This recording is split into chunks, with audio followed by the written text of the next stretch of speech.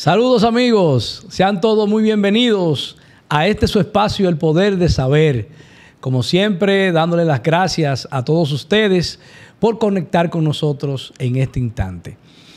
Como cada programa, traemos un tema de mucho interés sobre la historia de nuestro ferrocarril. ¿Por qué Moca se conoce como la ciudad del viaducto? Bueno, aquí vamos a ver la historia detrás de este tema. También vamos a tratar sobre el tema del museo dedicado a Horacio Vázquez, que está en Tamboril. Y para eso tenemos aquí a su director, al director del Museo de Horacio Vázquez en Tamboril, el señor don José Mercader, que le doy las gracias por aceptar esta invitación aquí a este espacio El Poder de Saber. Muchísimas gracias por aceptar la invitación. Gracias a ti, Hamler. Sí, y además de eso, ¿verdad? Saludar a nuestros colaboradores estrellas, a don Tabito Bencosme y a don Luis Quesada, que le doy paso para que presente a don José Mercader. Gracias, mi querido Hamler, y gracias a los amigos que nos ven a través de este programa El Poder de Saber. Nosotros los mocanos somos agradecidos y realmente apreciamos a las personas que tienen criterio para hacer las cosas. Y este hombre que hoy va a compartir con nosotros el programa, casi lo sentimos como parte de la mocanidad. Él es un hombre sumamente cercano, amistoso, jocoso, humorista. Bueno, él es humorista también de profesión, él es caricaturista, él es un gran comunicador, pero también tiene el don de la pedagogía y es el actual, como dijo Hamler, director del Centro Cultural y Museo Horacio Vázquez en Tamboril, don José Mercader.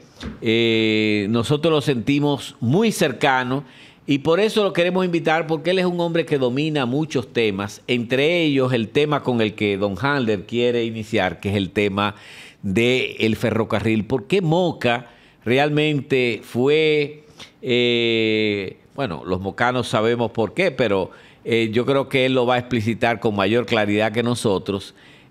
Moca fue la única provincia del país que tuvo dos ferrocarriles, ¿verdad? Ferrocarril Central Dominicano, que iba hacia Puerto Plata, y después el de Sánchez, que iba a Samaná. Así que tenemos la persona adecuada para hablar de ambas cosas y de los temas relativos a Horacio Vázquez y de el museo, el Centro Cultural y Museo Horacio Vázquez. Bienvenido de nuevo, don José, que usted es parte de la mocanidad ya. Muchas gracias, Luis.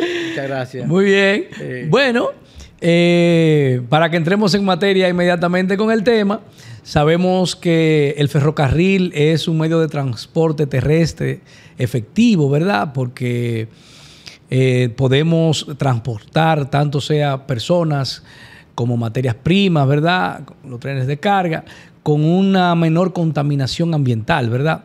Este medio de transporte, que a principios del siglo XIX se originó en Inglaterra, ha tenido ya una gran evolución desde la máquina de vapor hasta en estos tiempos, ¿verdad?, que es motorizado a través de la energía eléctrica, su gran mayoría, y también otros medios tecnológicos. Entonces, vamos inmediatamente a José Mercader, que nos explique.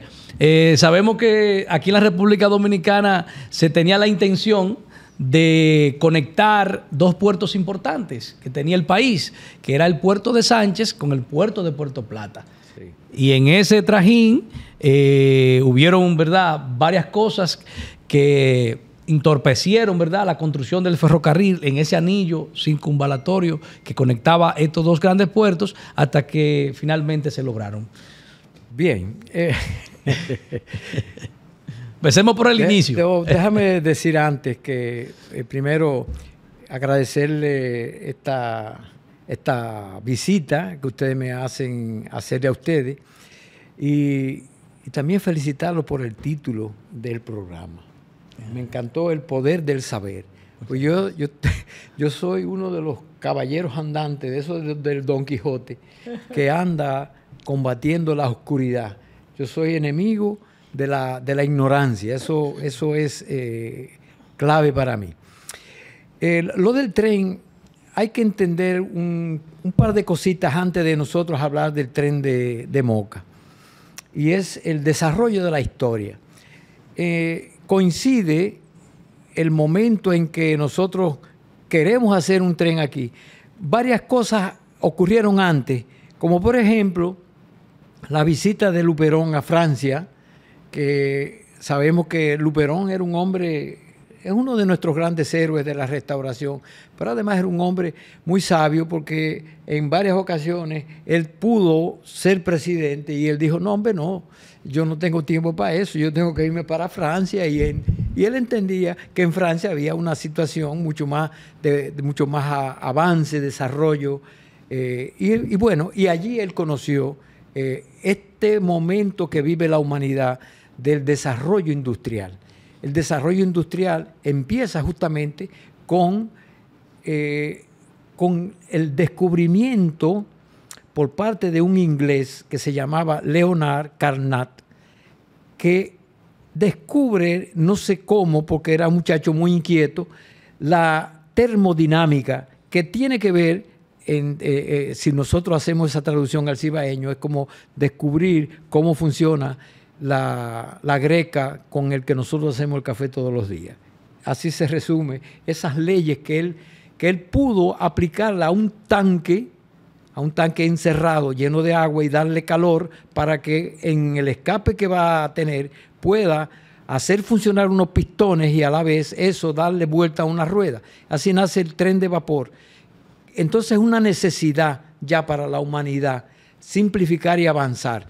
Eso se traduce a las industrias textiles en Inglaterra, que es parte del desarrollo del desarrollo de la gran revolución industrial que nosotros tuvimos en esa época. Y aquí se traduce como la necesidad ya de transportar nuestras cosechas, nuestros productos, en vez de hacerlo por caminos de herradura, que era como se decía. Los caminos de herradura no era más que las mismas carreteras, pero sin talvia y sin la anchura que tienen hoy. Eran caminos donde pasaba un caballo cargado de sus cargas. Entonces, eso ya se hace muy limitado, muy precario, y es el momento en que se ve la necesidad de instalar este tren.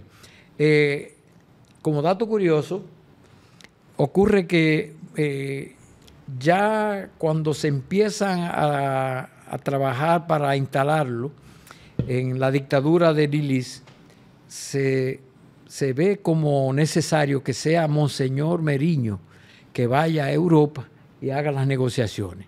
Monseñor Meriño en sus papeles dice que cuánto trabajo le ha pasado porque tuvo que pagar $8 en un hotel en Nueva York y de ahí coger un vapor para Europa, que cuánto trabajo para instalar esta máquina, que es un problema. Pero finalmente él hace las negociaciones y allá hay un señor que se llama en Escocia, Alexander Baird, que es muy, muy conocido aquí porque es él el encargado de esa empresa quien se ocupa de hacer las instalaciones del tren. Esa primera instalación se hace desde Sánchez aquí hasta La Vega, y desde Santiago a Puerto Plata. En Santiago se inaugura, hay una foto muy emblemática del dictador caminando por la calle 30 de marzo desde sur a norte hacia el cementerio donde estaba la estación, y él está acompañado de doña Eloísa Espaillat, que era la esposa de Ulises Francisco Espaillat. Ese tren se inaugura ese día, pero con la muerte de Lilis, el ajusticiamiento aquí en Moca, ocurre que queda trunco el trayecto para unir lo que se tenía en principio planeado, que era que Puerto Plata y Sánchez tuvieran la misma conexión para que todos los productos del Cibao principalmente pudieran. ¿Y por qué del Cibao? Porque en el Cibao era que en el sur lo que se producía era madera y ganadería, que no estaba tan desarrollada. De manera que, y caña también, había un incipiente inicio de la caña de azúcar. pero es aquí en el Cibao donde está la gran producción de cacao, tabaco, café, para llevarla a los puertos y exportarla. Entonces ese comercio se agiliza enormemente con el tren. Entonces, en la primera etapa del tren, que se construye desde Sánchez hasta La Vega, ¿eso fue responsabilidad del dictador? Claro que sí. Sí, sí. Inauguró Lo mismo que el tramo que va desde Santiago con la estación Marte, que estaba donde están hoy los bomberos frente al cementerio. Y eso bajaba, llegaba a Navarrete y doblaba allá y atravesaba la montaña por el túnel de Altamira, que nada más era un pedacito, era un huequito, solamente como para que cupiera el tren, porque también había limitaciones de esfuerzo. Quizá la dinamita no tenían tanta dinamita para hacer esto. Y bueno, hicieron el hoyito para pasar. Donde pasaba el tren. Entonces, ese segundo tramo, Santiago-Puerto Plata, tengo entendido que fue en el gobierno de Mon. No, eso se hace, lo inaugura Lilis en Santiago el 16 de agosto del año 1897. El mismo conjuntamente con el de Sánchez y La Vega. No, ya el de Sánchez había sido inaugurado antes. Antes. Sí. Okay. Queda pendiente el tramo de Santiago a La Vega y Moca, y es en el gobierno de Mon. Mon, ustedes conocen bien la historia. Mon tiene un periodo que abarca desde el 5 hasta el 11. En el 7, Mon, por algunas diferencias y quizás esos problemas que se dieron entre la familia y que después les resultaron un poco, históricamente le cargaron el dado un poco a don Horacio, porque decían que había sido don Horacio quien había instigado a la muerte de Mon. Sí, sí. Pero sí habían pequeñas diferencias. Desde que mataron a Lilis, el protagonismo lo tiene en ese hecho, Luis Quesada me puede corregir, lo tiene Mon, porque es el que actúa directamente en la acción, mientras que don Horacio estaba bien detrás en lo que nosotros llamamos el responsable intelectual del hecho, pero y los Brache también. También lo que ocurre entonces es que ese protagonismo hace que sea Mon quien sea elegido presidente. Y creo que a don Horacio, que era la figura política, el hombre político desde ese momento, habían pequeñas diferencias, como la hubo también con don Juan Isidro Jiménez, que es quien es propuesto por el mismo Horacio, y quien llega a la vicepresidencia de don Juan Isidro, pero después esa visión política que quería que se resolviera en el país, la tenía don Horacio. Entonces, una forma de quizás resolver el conflicto fue nombrando a don Horacio hacia Santiago para que él se ocupara de la construcción del tren. Y de hecho nosotros en Tamboril estamos muy contentos porque la única estación que está de pie del tren está en Tamboril, y la otra también está en Puerto Plata. Son las únicas dos estaciones que existen actualmente, que uno pueda ver el vestigio de ese proyecto. Nosotros tenemos, señor director, si usted es tan amable, algunos vestigios del ferrocarril cuando atravesaba por la ciudad de Moca, que nos gustaría compartirlo con los que nos están mirando en este momento, que sé que hay muchos. Bueno, ahí está el tren en Juan Lopito, pero miren, ahí esos son los vestigios de los pilotillos, ¿verdad? De las columnas que soportaban, ¿verdad? El ferrocarril, y eso está en Cacique. Yo sé que mucha gente no ha visto estos pilotillos y los invitamos, ¿verdad?, a que puedan un día visitarlos. Eso está en Cacique, aquí en Moca.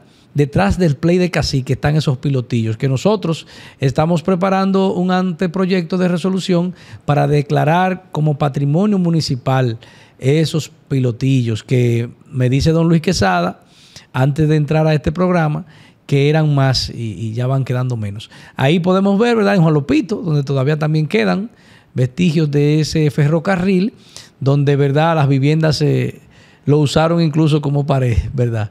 Sí. Entonces, volviendo al tema, el asunto de Moca, ¿por qué Ciudad del Viaducto y no Puerto Plata, no Sánchez, no La Vega, que también, ¿verdad? Fue parte de la ruta. Bueno, el viaducto es un puente realmente. Se necesitaba, por eso tuviste los pilotillos ahí. Sí. Se necesita porque hay una hondonada y el tren quizás tenía dificultades. No, el tren no puede ni subir ni bajar. Bueno, tiene que ir siempre recto. Porque sí. la locomotora, esa que tú mostraste ahí, que nosotros le decimos en términos técnicos un cabezote, el cabezote del tren, es donde está la máquina, donde está el vapor, el tanque del agua, donde se produce realmente la energía que mueve el tren. Sí.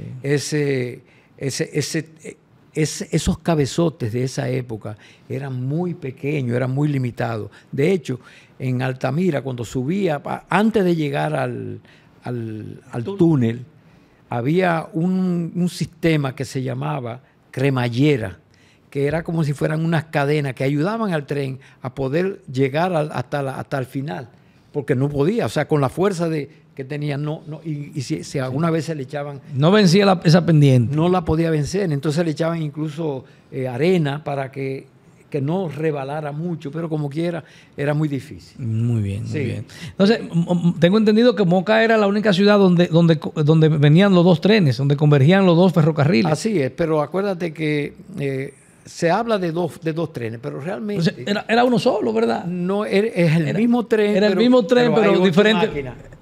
Hay 8 máquinas que tienen sus nombres. Mi mamá me decía que había una que sonaba diferente y la gente la distinguía. Todas tenían un sonido, pongamos chu, chu, chu, chu, chu, pero la otra era chucutum, chucutum, chucutum. Y ya se sabía que esa máquina era la Nacaona. Había la Presidenta, la Nacaona, la Sánchez, el tren Puerto Plata. Y así se diferenciaban cada una de las demás. Ustedes tienen la suerte de poder de haber heredado uno de esos cabezotes y lo tienen ahí como una reliquia. Yo creo que eso es importante. Hay que hablar siempre. Ustedes dicen el tren de Moca y tienen el derecho, pero realmente es el tren del país, el tren dominicano.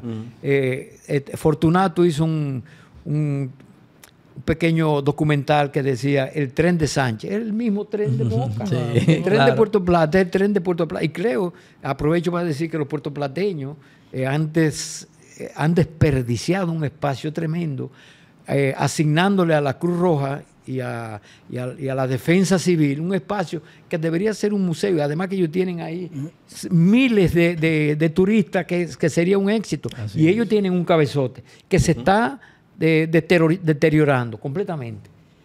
Ustedes tienen que, en esas bases, hay que hacerle algunos arreglos, tú que eres regidor, Sí. porque realmente si se descuidan de buenas a primeras, se nos cae encima. Muy bien. De muy manera bien. que así es la cosa. Muy bien, excelente. Entonces, Y es bueno aclarar. Darle la oportunidad a don Tabito, Sí. si tiene alguna pregunta, ¿verdad? Sí, Referente sí. al tema. Y alguna aclaración, bueno, es que el tren hay que tener en cuenta que se construyó, es decir, la conexión completa se construyó en 3 etapas, ¿verdad? Es decir, en la era de Lilis, sí, en 1897, la otra, es decir, La de Mon. en la era de Mon Cáceres, 1907, 1909, y la otra en 1918 durante la intervención militar norteamericana. Así es, si no es así usted me corrige. No, perfectamente, así es. Así es. Muy bien, Sí, muy sí, bien. sí, claro. Don Luis, Yo creo que debemos pasar al segundo tema, si tú lo ¿no, permites. no tiene alguna pregunta para el Sí. tema del ferrocarril? No, ya. No, ya del ferrocarril. Del ferrocarril se pueden decir muchas cosas. Sí, Yo claro. creo que nadie mejor. Por ejemplo, que la don José estación en Moca, Mercader. ¿dónde estaba ubicada? Para que ilustremos. a Todavía la televidente. quedan en Moca muchos remanentes del tren. Es una pena que nosotros que nos llamamos Ciudad del Viaducto no hayamos rescatado, y quizá don Halder, que aparte de ser el director de este programa es un excelente regidor, se puedan rescatar esos esos 28 pilotillos, porque algunos están incluso acostados en el río, En ¿no? el río. Sí. ¿Cómo se rescatan y cómo se restaura de nuevo? Algunos ya son hasta la pared de una casa, ¿no? Sí, sí. Hizo la casa pegada. Así es, ¿no? así es. Como tú lo has visto. Pero una vez, Artayán Pérez Méndez y un servidor, contamos los 28 pilotillos existentes, ¿no? En aquel momento, ya hace muchos años, y quedan menos, ¿no? Pero, y la estación del tren, tú has visto la estación del tren, ¿dónde está, no? Ajá, Aquí en Moca. Es aquí en la calle Duarte. Esa es la José María, ¿cómo se Sí, llama? José María Rodríguez. con José Duarte. María Rodríguez, ¿no? Con Duarte. Con Duarte. Con Duarte, exactamente. Por eso a esa zona le dicen la estación. La Mucha estación. gente no sabe por qué le dicen la Sí, estación. la estación. Incluso el tren que venía a Moca paraba uno de sus vagones frente a donde hoy está el Museo 26 de Julio, porque ahí estaba el almacén de don Jacobo de Lara. Jacobo de Lara, sí. Y era un importador. Gran O sea, exportador, ya tú sí. te imaginas la magnitud de negocio que tenía don Jacobo, que el tren, diríamos, uno de sus vagones lo dejaba ahí para desmontar o montar mercancías. Muy bien. Es bueno observar que los pilotillos del tren que iba de Moca a Santiago no tienen la misma forma que los pilotillos que van de Moca a Salcedo. Si vemos lo de que van de Moca a Salcedo tienen una forma como cilíndrica, ¿verdad? Y mientras que los que van de Moca a Santiago son una especie de De pirámide. forma Piramidal, piramidal. Entonces, eso es una curiosidad mía. Es una curiosidad mía. Bueno, muy bien, muy bien. Bueno, pues así cerramos el tema del tren. Nosotros, claro, haremos el esfuerzo, don Luis. Entiendo yo que, por ejemplo, en el caso de Cacique, que están ocultos, están todos rodeados de árboles, lo que hay que tratar de ver cómo se hace una poda en esa parte para que desde el play puedan apreciarse, ¿verdad?, esos pilotillos, entre otras cosas, ¿verdad?, que quizás se puedan hacer para la fachada de ese lugar. Entonces, vamos a entrar al otro tema inmediatamente, Como guste. que es el tema del museo y hablar un poquito de don Horacio Vázquez. Nosotros aquí, don José Mercader, hemos tenido la inquietud de que donde nació Horacio Vázquez no se había identificado con nada. Entonces, como regidor, tuvimos la iniciativa de poner una tarja que por lo menos dijera, aquí nació Horacio Vázquez. Pero para sorpresa nuestra, cuando investigamos con los cronistas y historiadores de Moca, conocen más el tema, nadie sabía dónde exactamente o precisamente estaba ubicado el lugar donde nació Horacio. Todo el mundo sabía que era en Estancia Nueva, pero no sabía exactamente dónde, no se había escrito. Y fruto a una investigación que hicimos, dimos con el paradero de esa propiedad, que eran 500 hectáreas de tierras, que fue cuando él se fue a vivir a Tamboril en sus últimos años, y esas 500 hectáreas de tierras se la vendió a un empresario mocano llamado Luciano Rodríguez. Y esa descendencia de Luciano es que todavía tiene bajo su propiedad el lugar donde nació Horacio. Hemos estado conversando con ellos y creo, señor director, que es oportuno ahora que usted ponga las imágenes de lo que nosotros estamos pretendiendo hacer ahí. Los dueños, ahí usted ve ese como un boceto. Estamos tratando de hacer una estructura que, como ustedes pueden ver en pantalla, se eleva a los 15 metros de altura. O sea, eso será imponente, ¿verdad? No nos fijemos en la figura de Horacio, que no se parece en nada. Eso más bien es una propuesta que incluso se hizo con inteligencia artificial. O sea, que no nos fijemos en eso, sino más bien en lo otro. Esa es la idea, de hacer esos dos muros, uno horizontal y otro vertical, con la esfinge de Horacio, donde podamos tener nosotros un lugar, los mocanos, para rememorar, ¿verdad?, la figura de Horacio Vázquez, que aquí, y vamos a hablar de eso ahora un poquito antes de entrar bien a lo del museo, que nosotros siempre hemos apostado a rescatar la memoria de Horacio, porque usted bien sabe, don José Mercader y don Tabito y y don Luis Quesada, que Horacio Vázquez en los 30 años de la dictadura de Trujillo fue objeto de una campaña de descrédito. Horacio Vázquez, quien fue la figura política más emblemática de la República Dominicana en su momento, pasó al anonimato político, fruto a esa embestida, ¿verdad?, de Trujillo, para eclipsar, ¿verdad?, diciéndolo de alguna manera, la figura de Horacio Vázquez. Y 30 años en eso tiene sus resultados. Después que pasó eso, vemos nosotros con asombro cómo la figura de Horacio no se toca como merece. Y nosotros estamos tratando también de en esa dirección hacer ese memorial, que va bien encaminado. Tenemos presupuesto, tenemos diseño y ya hemos visitado a algunas de las instituciones importantes comerciales de Moca que están en disposición de aportar. Tenemos unas visitas al administrativo, al administrativo de la presidencia, que es mocano. Tenemos pendiente esa visita, que para nosotros es de mucha... tenemos mucha esperanza en esa visita, porque entendemos que desde ahí vamos a sacar los primeros fondos para ese proyecto. Bueno, okay. Pero bien, vamos a hablar entonces del museo, el cual usted dirige, que está en Tamboril, donde Horacio falleció. Sí. Mira, volviendo de nuevo a la asignación de Monco a Horacio como responsable de la construcción del tramo del tren que faltaba. Don Horacio se instala en la calle del Sol de Santiago, no sabemos exactamente dónde, sí hay algunos papeles que solamente dicen la calle del Sol, no dice qué número, aunque se han cambiado, pero no lo hemos podido localizar. El asunto es que en ese momento don Horacio entabla relación con una figura importante de allá de Tamboril, que era Federico Velázquez, y parece que en esas visitas dominicales o no sé, de celebración quizás, de esa salida, él conoció el espacio donde está hoy el museo, que fue su casa. Esa finca él la compró en el 1907 por la suma de 4,000 pesos.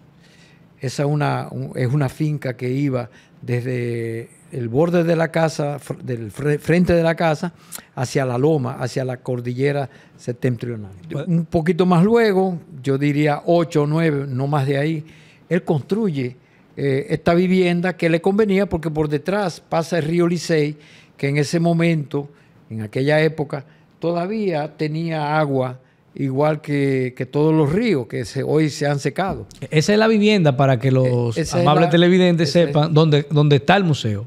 Pero esa era la vivienda donde se refiere el señor Mercader. Y tiene una pequeña historia, aparte de esa coincidencia con Federico Velázquez, que luego va a ser su vicepresidente en el 24. Él compra la finca, construye su casa, no la habita mucho porque tiene compromiso, sale al exilio, va a la capital, vuelve, y ya sí en el 30, cuando él regresa de Baltimore, ya operado de un riñón, él dice que se va de retiro a su casa que la han remodelado. Es decir, que parece que con el tiempo hubo un cierto deterioro y se la prepararon para que él habitara a partir del 30. Él se instala en el 30 y vive solamente allí 6 años, porque en el 36 él muere. Ese acoso que tú dices, que ocurrió después del 30 contra Horacio, y contra todo el que fuera horacista. En la historia nosotros conocemos muy bien el acontecimiento de la muerte de Andrés Peroso, que era profesor de filosofía en la escuela normal, que hoy es Onésimo Jiménez, antes era UFE. Toda la familia Peroso. Y toda la familia Peroso fue, sí. Todo lo que fuera horacista fue perseguida. Yo aprovecho para decir que cuando mataron a Andrés Peroso, había un reglamento de la Secretaría de Educación que decía que cuando moría un profesor había que guardar luto 3 días y por lo tanto bajar la bandera a media asta. Esto yo lo digo porque hay una gran confusión con este hecho.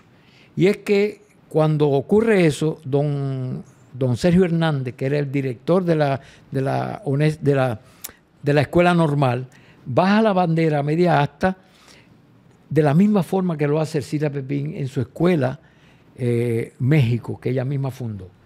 Entonces, llega de la capital un comunicado donde lo suspenden a ambos, o sea, lo sacan de la nómina y quedan fuera de sus funciones. El cuento triste que se han armado es que doña Ercilia, la señorita Ercilia, perdón, porque así hay que decirle, la señorita Ercilia se quita la falda delante de sus alumnas y le manda en una bandeja de plata a don Sergio Augusto para que él le mande los pantalones y él se ponga la falda porque no tuvo el valor de bajar la bandera. Todo eso es un cuento, porque una persona que tenga, como dice aquí el título del programa de ustedes, el poder de saber, que tenga un mínimo de saber, sabe que en esa época ningún profesor, tú hablabas de la profesora Aurora Beliar, ningún profesor podía quitarse la falda delante de sus alumnos. Eso es imposible. Imposible. Eso es impensable, imposible. Claro. Entonces, y menos todavía crear una falsa historia de que don Sergio no lo hizo. Eso es falso. Los dos sufrieron las mismas consecuencias y los dos porque eran horacistas. Tanto Sergio Hernández como Ercilia eran horacistas. Y también yo quiero terminar esta anécdota porque es importante, a pesar de que estamos hablando de don Horacio, porque el cuento se extiende hasta el suicidio, el falso suicidio de Sergio Hernández, aquí en Moca. Y eso es completamente mentira, porque lo que ocurrió es que los esbirros de la tiranía, los calieses, lo mataron. En psicología no hay un solo caso de nadie que se suicide con una cuchillita y se rompe la barriga y la tripita y toda la cosa poco a poco. Eso es el que se suicida, se tira un balazo o se envenena, se ahorca, se tira por el puente, pero nadie se corta. Se martiriza poco a poco. No. Eso es imposible. Pero entonces, vamos volviendo a don Horacio. Don Horacio es perseguido y todos los horacistas son perseguidos.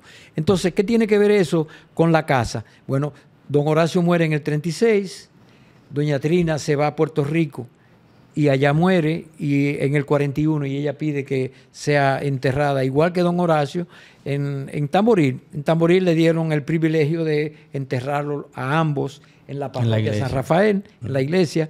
Y también hay que decir que Federico Velázquez, que fue perseguido después de 1930, cuando no se dio lo que tenía que darse en términos electorales, Federico se va a Puerto Rico y allá muere. Pero dice una hija de ella en una entrevista que Federico no murió de causas naturales, ni que le dio gripe, ni nada de eso.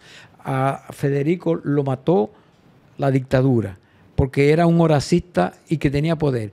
¿Y cuál era el problema de Trujillo con los horacistas?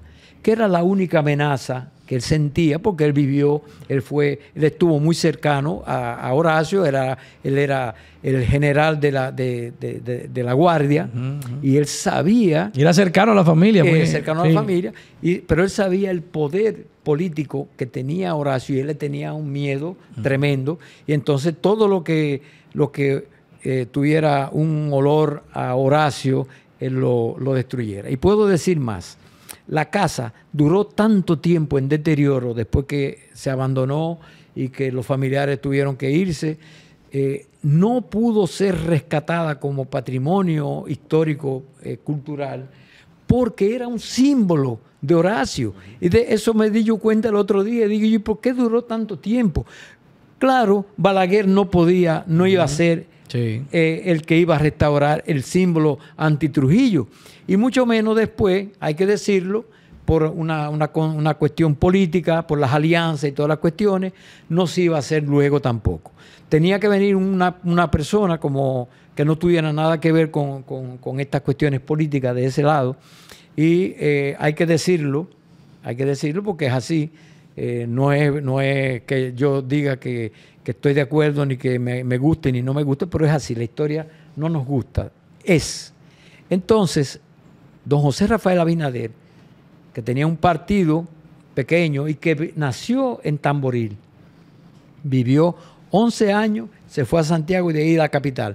Pero cuando él vuelve en el 18, con 90 y tantos años, yo digo, con una edad matusalénica, él llega y hace un aporte. Él tiene esa deuda con Tamboril porque él se fue chiquito y le lleva un busto de Eugenio María de Hostos a Tamboril. Y lo coloca, el síndico se lo coloca en un parquecito pequeño que está frente a la casa de Horacio. Y él se da cuenta que esa es la casa donde él, de niño, jugaba en el patio. Entonces él dice, no, pero esta casa hay que rescatarla. Entonces Luis Abinader, que es candidato, dice, bueno, pues yo, si soy elegido, yo le prometo a Tamboril que se la voy a restaurar. Realmente la casa no se pudo restaurar porque estaba muy, muy podrida, muy deteriorada. Tuvo que ser reconstruida completamente. Lo que tenemos ahora es una réplica muy, muy exacta. Para ello se contó con el concurso del ingeniero Manuel Estrella, y después, una vez estuvo lista, la museografía estuvo a cargo de la Dirección General de Museos de la Capital y del licenciado Carlos Andújar, quien es responsable de todos los museos oficiales. Sí. Y de manera que de ahí en adelante nos nombraron a nosotros, yo digo nosotros hablando en términos antiguos, para dirigirla, porque tuvimos un cierto empeño, al igual que don Eduardo García Michel, pariente de don Horacio. Sí, presidente de la fundación. De la fundación, que empujaron, y yo creo que ellos tuvieron un papel protagónico enorme para que Luis Abinader, el presidente, honrara la palabra de su padre y se construyera el museo. ¿Y qué podemos, qué la gente puede ir a mirar al museo? ¿Qué tiene el museo? El museo, diferente, por ejemplo, al museo de las Mirabal, que tuvo descendencia con la cuarta hermana, doña Dede, y que estuvo como guardiana, se pudo preservar muchas cosas allí. No fue lo mismo que ocurrió con el de Horacio. Nosotros solamente logramos rescatar de esa casa la bañera, porque es una bañera. ¿Y por qué está en el patio la bañera ya? La bañera la pusimos en el patio porque es una pieza museológica, es decir, museográfica, perdón. Es una pieza para que el público la vea.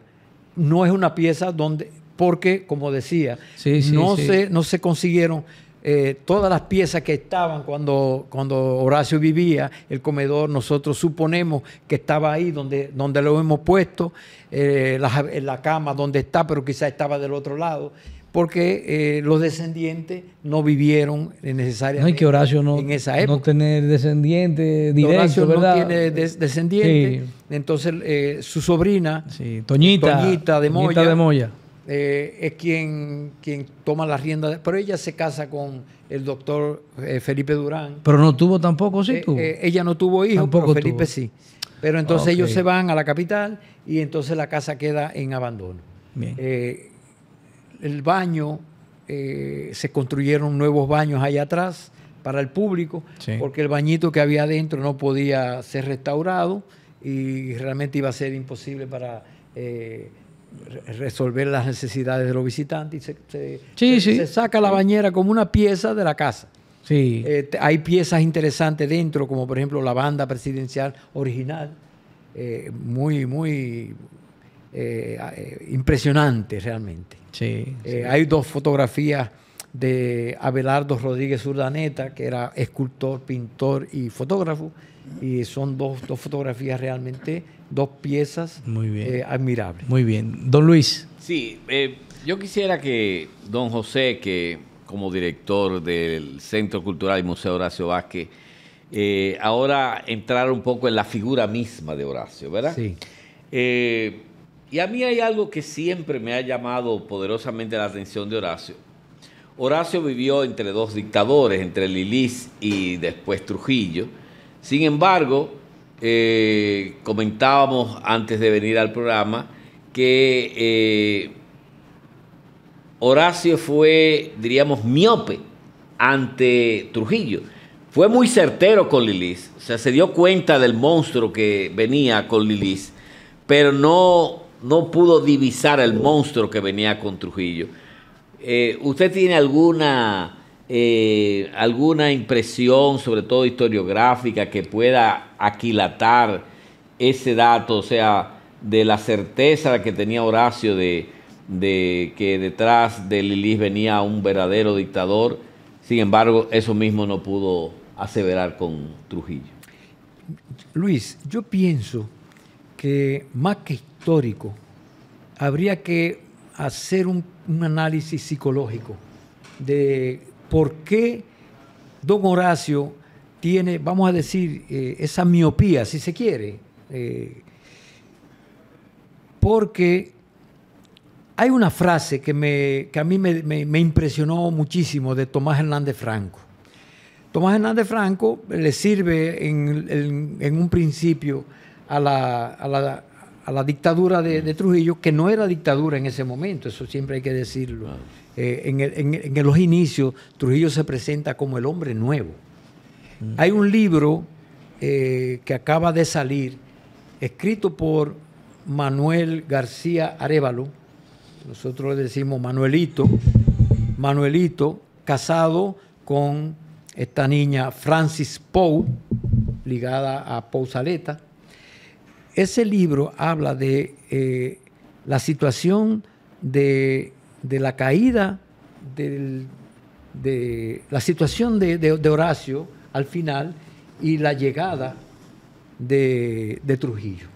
Ese es un libro muy interesante. Sí. Francis Poe, una muchacha que socióloga, feminista, de vanguardia, muy buena pensadora, muy buena escritora.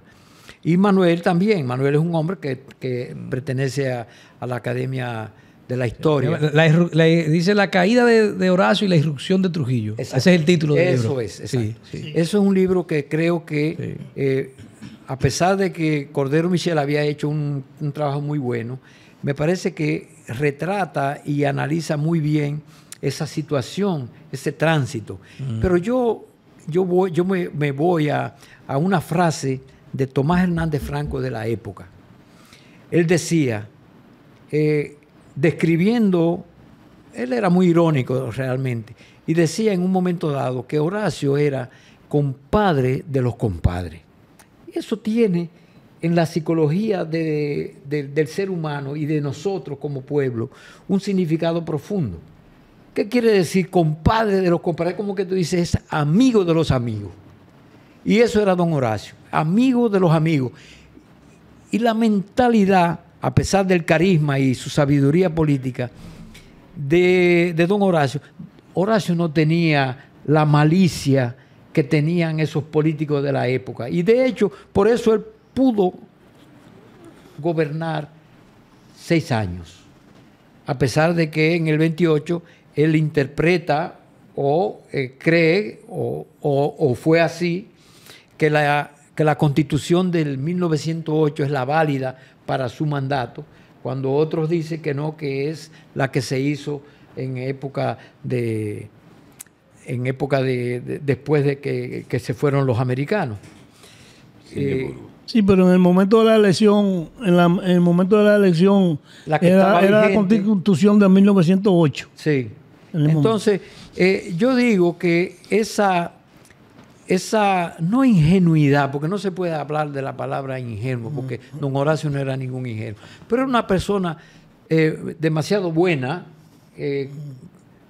como para entender y como dicen los que ven esta cuestión, dice, ¿y cómo que no lo vio? No es que no lo veía, quizás él lo veía, pero él no podía, él no le podía dar el alcance de maldad que tenía, o alcance de maldad y político, porque la política es eso.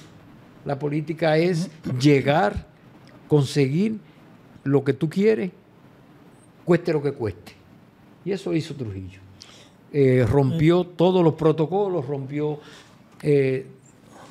se convirtió en un ingrato, si se quiere. También, y un cínico por excelencia, porque también entonces, él supo engañar bien a Horacio. Engañó a don Horacio y a doña Trina, que lo tenían casi como un hijo, como una persona muy cercana. Correcto. Yo no veo ningún dato histórico que pueda explicar eso mejor que... ¿Sabes que en política, y quizás nosotros no nos centremos más en las cuestiones económicas, las cuestiones de las alianzas, muchísimos otros factores, y dejamos de lado la psicología. Y no entendimos quizás lo que escribió Nicolás Maquiavelo cuando escribió aquel tratado político que casi fue el inicio de los análisis políticos. Cuando escribió El Príncipe, ahí él traza, él habla de lo que es... ¿Cómo se manejaba la política? ¿Qué es lo que es el poder? Sí, eso es. ¿Qué es lo que es el poder? Y muchas veces quizás no lo entendemos. Sí. Talleyrand con Napoleón hizo lo mismo. Sí. Lo mismo lo hizo este diabólico Rasputin realmente en ruso, con Nicolás, con el zar Nicolás. Sí. Y bueno, el poder es la manipulación, la mentira y dominar. Y Horacio, no solamente en ese momento histórico, para algunos fue inexplicable, como lo decía don Luis, le hacía la pregunta, también en otros episodios de su vida política. Por ejemplo, hay mucha gente que no entiende tampoco cuando matan a Lilis, porque era una persona muy desprendida, Horacio. Eso hay que decirlo. Cómo él acepta, o él mismo, él mismo acepta que el líder de ese ajusticiamiento lo fue Juan Isidro Jiménez, porque el propuesto para ser presidente era Horacio después del ajusticiamiento, pero él mismo es el que decide y entiende, vamos a decirlo así, de que no, que el presidente y líder de esa conspiración lo era Juan Isidro Jiménez desde el exilio. O sea que hay muchísimos episodios que podemos mirar en la vida política de Horacio, inclusive al momento de ajusticiar a Lili también, que se decía también que él insistió en otra manera de cómo hacerlo al momento, bueno, entre otras cosas. Pero realmente es que cuando estudiamos la vida política de Horacio Vázquez, vemos una persona de un temperamento flemático, de un temperamento de desprendimiento. Sí. Pero hay que decir esto de Juan Isidro. No es que Juan Isidro es el líder de la conspiración. Él había conspirado y estaba... pero... Es que era rico. Diferente. Sí, claro, era rico. Diferente a don Horacio. Era el rico. El hombre de poder. Pero la figura política era Horacio. Sí, pero el hombre que tiene todo el poder de dinero. Sí. Juan Isidro tiene una tienda enorme en Montecristi. Tiene una en San Tomás, tiene una en Alemania, tiene una en Francia. Tiene en Francia, tiene por todos lados un hombre que tiene todo. Entonces, ¿cómo tú le vas a decir que no es él que va a ser pero ahí es que vamos. Incluso hoy en día pasa eso. Claro. ¿Y por qué hoy en día pasa eso? Tenemos un liderazgo político que quizás no goza de atributos económicos, y vemos pasar la página cuando esas personas que sí gozan de un asunto económico le dan prioridad. Exactamente. Claro. Bueno, lamentablemente el tiempo por aquí no es tan abundante, ¿verdad?, para tratar estos temas que requieren de tanto tiempo. Ya nosotros estamos llegando a la parte final. Quiero darle la oportunidad a Tabito, que tiene una pregunta interesante que hacerle. Caramba. Sí. Dispare. Bueno, la ruptura con Mon, Horacio y Mon prácticamente rompen en 1910 con aquella carta que publica Horacio en Nueva York. Sí. Se rompe ahí la situación. Vienen unos acontecimientos y después matan a Mon y como usted decía ahorita, vinculan como, de manera subrepticia, vinculan a Horacio con la muerte de Mon. Cosa que yo no sé, no creo eso. Después, Horacio hace a Trujillo, y quiero que usted me dé una explicación psicológica ahí prácticamente. Sí, porque Trujillo, Horacio hace a Trujillo una carrera militar. De capitán lo hace mayor, de mayor lo hace coronel, de coronel lo hace teniente coronel. Digo, de teniente coronel lo hace coronel, de coronel lo hace brigadier y de ahí jefe del ejército. Es decir, le da todo un poder. Le advierten a Horacio. Horacio, el hombre está conspirando contra ti. El hombre está conspirando contra ti. Se lo dicen. Incluso hubo quien le dijera, que se le ofreciera para matarlo a Trujillo. Sí. Y Horacio no quiso. No quiso que se ejecutara eso. ¿A qué se debió esa benevolencia de Horacio con Trujillo? Y que se dice que era de quien él era muy amigo, era de doña Trina.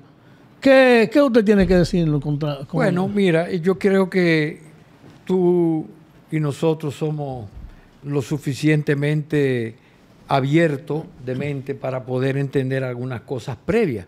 Por ejemplo, ya yo vi que Luis me está enfocando, como déjame ver qué es lo que va a decir este ahora. Mira, hay que entender, uno siendo honesto en términos históricos, porque los datos están ahí. Uno tiene un aprecio a don Horacio y uno no quisiera hacerle pasar malos ratos a estas alturas del juego, porque ese pobre señor está ya descansando en paz. Y hizo lo que tenía que hacer en su momento, ¿verdad? Exactamente. Pero no se puede olvidar, Tabito, que cuando Horacio llega a la presidencia en el 24, tenemos del 16 un gobierno militar que construyó un ejército en este país. Entonces, bueno, ese ejército... ¿Un elemento nuevo? Esa presidencia, esa presencia de los norteamericanos en ese periodo, que viene a cobrarse de que una deuda y la cobró como 15 veces, cuando al final deciden irse, y eso también es motivo de un análisis muy importante que hay que hacer, porque Charles Sumner tiene un protagonismo importante, y yo hice un escrito sobre eso, y decía, Charles Sumner era comunista. Eso es un escrito que yo hice en el Caribe. Pero a lo donde quiero ir es a tu pregunta, porque cuando Horacio es elegido presidente en el 24, quien está detrás es el ejército que él hereda de la fuerza interventora de Estados Unidos. De manera que todas esas promociones que tú mencionas, que lo llevó de guardia raso a teniente, a cabo, de qué sé yo qué, hasta general, claro que tiene que tener el visto bueno de don Horacio porque él es el presidente. Pero ¿quién sugiere por detrás? ¿Quién sugiere? Está el ejército norteamericano. Incluso hoy día sabemos por los papeles de Ángel Morales, que fue el candidato a vicepresidente por el Partido Progresista de Federico Velázquez, toda esa recopilación que hay, todas esas cartas que él hacía y su gran amistad con el mismo Charles Sumner, él habla de que aquí no se hacía nada si no tuviera el aval y la aprobación de la Embajada de Estados Unidos. Y también que las aduanas siguieron funcionando bajo la administración norteamericana con Horacio como presidente. De manera que la economía de don Horacio no era lo que recaudaba y lo que había por allí y por acá. No, ahí también había un factor de control por parte de los norteamericanos. Entonces, cómo él llega y lo promueve y todas esas cosas, quizás no fue el mismo que lo promovió, quizás fueron por detrás. Uno puede deducir eso. ¿Por qué no? Sí, lo que pasa es que la duda viene por la cercanía que él tenía incluso con doña Trina, pero bueno, eso son cosas que son especulativas. Son especulativas. Eso es realidad. Pero hay amarre, hay cabos que se amarran. Sí, así es. Pero bueno, lamentablemente estamos en el final. Yo no quiero dejar pasar el momento sin abonar algo respecto a ese tema que tocamos ahora finalmente, que Emilio Cordero cuenta una anécdota que también me llamó mucho la atención porque otra evidencia de que Horacio era una persona, vamos a quitarle el término de ingenuo, no sé qué le podemos decir, pero Emilio Cordero cuenta de que un conocido sicario fue contratado por Lilis, en los tiempos de Lilis, para asesinar a Horacio. Y cuenta Emilio Cordero que en las festividades de la Virgen de las Mercedes, ahí en el pie del Santo Cerro, porque Horacio era una figura respetada y que irradiaba una autoridad. Y dice Emilio Cordero en esa anécdota que el sicario se le acerca a Horacio y le dice, mira, a mí me mandaron a matarlo. Le confiesa, claro, ¿verdad? Lilis me mandó a matarlo, pero yo no lo voy a hacer. Porque él respetaba mucho a la familia de Moya, que estaba ligada a Horacio. Y bueno, y se lo dice y Horacio lo escucha y perfecto. Bueno, incluso Horacio sabía la característica del señor porque cuando él le pregunta que si lo reconoce en el mismo relato, dice, sí, usted es un sicario. Entonces, más adelante matan al sicario que evidentemente se sabe que fue por no cumplir con la misión y me imagino que Lili se enteró de que al contrario, él fue y lo delató. Y que a Horacio le preguntaron y que Horacio dice, no, eso son cosas de Lilis. Eso seguro él quería salir de eso, de ese señor y inventó eso. O sea, es una anécdota más que tú dices, concho. Si el mismo sicario se te acerca y te explica y te dice, y aún así, ¿verdad? Y más adelante lo asesinan. Bueno, o sea, tenemos que ver eso, que él tenía esa característica muy peculiar de él. Pero bueno, señores, finalmente... Los horarios, días y horarios que la gente puede ir a visitar el museo. Caramba. Sí, Horacio Vázquez, vamos a decir esa información. Sí, claro. El museo está abierto todos los días, menos el lunes. Todos los museos se cierran el lunes por asuntos de mantenimiento y limpieza. El horario es de 10 de la mañana a 5 de la tarde, corrido. Y el precio para adultos es una contribución, porque eso no puede hablar de precio, es de 50 pesos. Los estudiantes 20 pesos. Pero realmente si hay una persona que llega y no tiene, no deja de ver el museo. Si yo estoy ahí. Qué bien, muy bien, excelente. Bueno, pues las gracias y aprovechar. Usted acaba de decir que todos los museos los lunes no trabajan. Yo también tenía esa conciencia. Pero el único museo en la República Dominicana que el día que no trabaje es domingo, es el Museo de la Casa de Gregorio Luperón en Puerto Plata. Yo no he podido ir porque los domingos que tengo chance y cuando llamo me dicen, no, los domingos no abrimos. Hay que hablar con doña Rosa. Bueno, pues ahí le dejo esa tarea. Señores, a ustedes las gracias. A usted, don José Mercader, gracias. Le agradecemos mucho aquí Los Mocanos por usted aceptar esta invitación. De igual manera a Tabito y a don Luis Quesada. Y por supuesto a todos ustedes que hasta este momento todavía están conectados con nosotros. Muchísimas gracias y hasta otra entrega de su espacio El Poder de Saber.